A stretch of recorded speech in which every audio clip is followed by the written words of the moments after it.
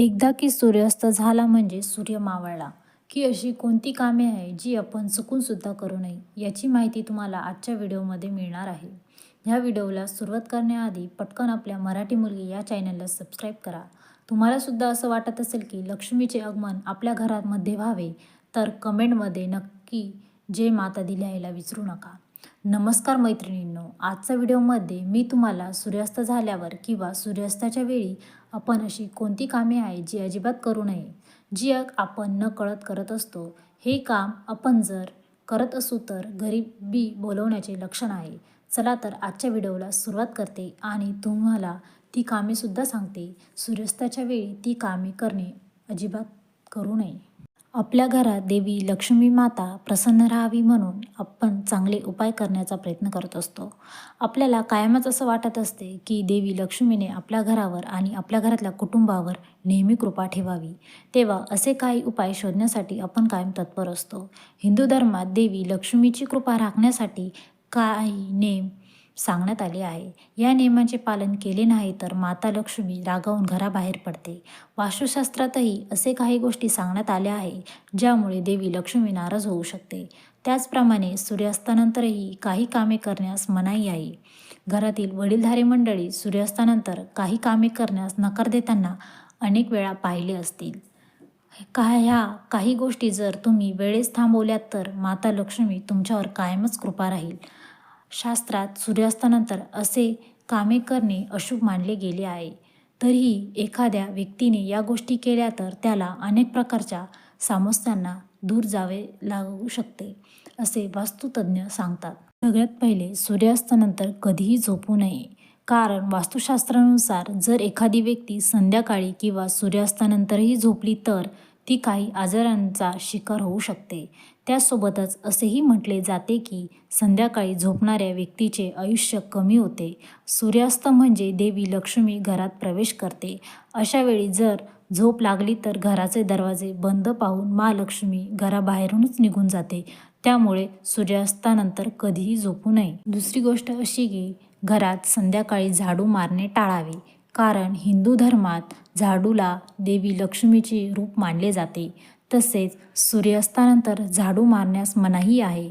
असे मानले जाते की संध्याकाळी घरात झाडू मारल्याने अशुद्धी घरात प्रवेश करते आणि आई लक्ष्मी रागावते. त्यासोबतच असे मानले जाते की संध्याकाळी झाडू मारल्याने घरातील सकारात्मक ऊर्जा बाहेर जाते. वास्तुनियमानुसार सूर्यास्तानंतर चुकूनही काही वस्तू दान करू नका, कारण सूर्यास्तानंतर दही, दूध, मीठ इत्यादी कोणतेही गरजू किंवा गरीब व्यक्तीला देऊ नये. असे केल्याने घरात गरिबी येते असे म्हणतात.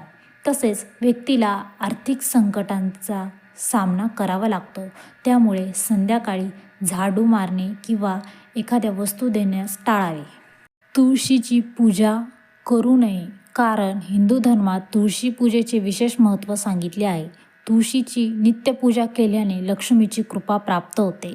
अशा स्थितीत सूर्यास्तानंतर तुळशीच्या रोपाला स्पर्श केल्यास किंवा पूजा केल्यास माता लक्ष्मीचा कोप होतो. असे करणे अशुभ मानले जाते. अशा स्थितीत व्यक्तीला लक्ष्मी देवीची नाराजीला सामोरे जावे लागू शकते. त्यामुळे ते तुळशीची पूजा करू नये. सूर्यास्ताच्या वेळी कधीही खाऊ नये. सूर्याला आपण देव मानतो. तो आपला निरोप घेत असताना आपण भोजन करणे हे चांगले नाही. म्हणून शास्त्राने रात्रीचे जेवण सूर्यास्तापूर्वी घ्यायला सांगितले आहे. आरोग्यशास्त्रानेही त्यांचा दुजोरा दिला आहे. सूर्यास्तानंतर आपली पचनशक्ती मंदावते आणि त्याचा विपरीत परिणाम आरोग्याला भोगावा लागतो. आरोग्याच्या तक्रारी निर्माण झाल्या की औषधोपचार करण्यात पैशांचाही अपव्यय होतो. म्हणून सूर्यास्ताच्या वेळी आणि सूर्यास्तानंतर जेवण करणे टाळावे. संध्याकाळच्या वेळी लक्ष्मीच्या आगमनासाठी आपला दरवाजा नेहमी उघडा ठेवावा, देवघरात दिवा लावावा व तिची प्रार्थना करावी. लक्ष्मीचा आशीर्वाद नेहमी आपल्यावर राहील. आणि दुसरी गोष्ट अशी की संध्याकाळच्या वेळी कोणालाही कर्ज देऊ नये किंवा घेऊही नये. हा व्यवहार दिवसभरात केव्हाही करावा, परंतु सूर्यास्ताच्या वेळी करू नये असे शास्त्रज्ञ सांगते. या वेळेत ध्यान करा. सायंकाळी संधिप्रकाश काळ ध्यान धारणेसाठी उचित मानला जातो. या काळात मन स्थिर नसते. हे ध्यान धारणेत गुंतवले पाहिजे. तसेच या कालावधी शरीर संबंधही टाळले पाहिजेत. त्यातून गर्भधारणा झाल्यास संततीवर सूर्यास्त काळाचा विपरीत परिणाम होऊ शकतो. यासाठीच मन शांत ठेवून तंत्रोपठन करावे. मन ईश्वर चिंतित रमावे किंवा चांगले विचार अथवा वाचन मनन करावे. तर ह्या गोष्टी करणं तुम्ही टाळल्यात तर माता लक्ष्मी तुमचं घर कधीही सोडून जात नाही आणि तिची कृपादृष्टी कायम तुमच्या घरावर राहते आणि दोन्ही हातांनी धन बरसवते.